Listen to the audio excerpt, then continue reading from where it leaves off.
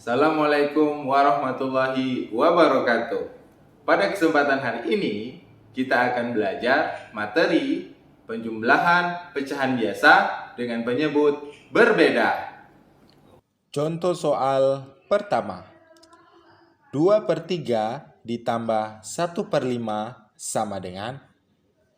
Coba anak-anak perhatikan nilai penyebutnya belum sama. Untuk menyamakan nilai penyebutnya, maka kita harus menggunakan KPK. KPK dari 3 dan 5, iya, benar. KPK dari 3 dan 5 adalah 15.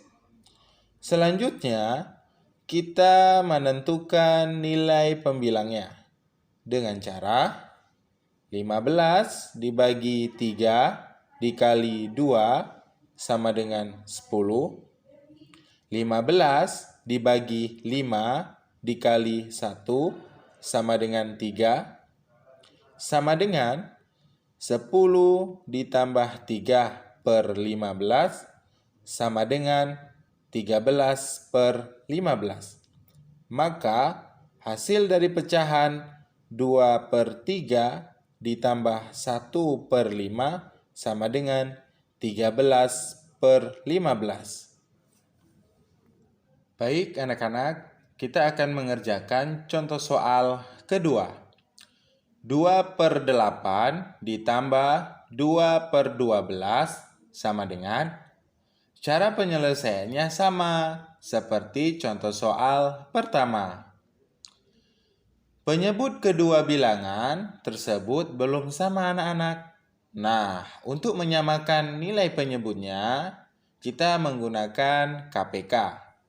KPK dari 8 dan 12 adalah benar sekali. KPK 8 dan 12 adalah 24. Selanjutnya, kita akan mencari nilai pembilangnya, yaitu dengan cara 24 dibagi 8 dikali 2 sama dengan 6. 24 dibagi 12 dikali 2 sama dengan 4. Sama dengan 6 ditambah 4/24 sama dengan 10/24. Nah, anak-anak, sebenarnya operasinya sudah selesai sampai di sini. Berhubung 10/24 dapat kita sederhanakan lagi, yaitu dengan cara membagi habis bilangan tersebut, maka hasilnya adalah 5/12. Bagaimana anak-anak? Belajar matematika mudah bukan?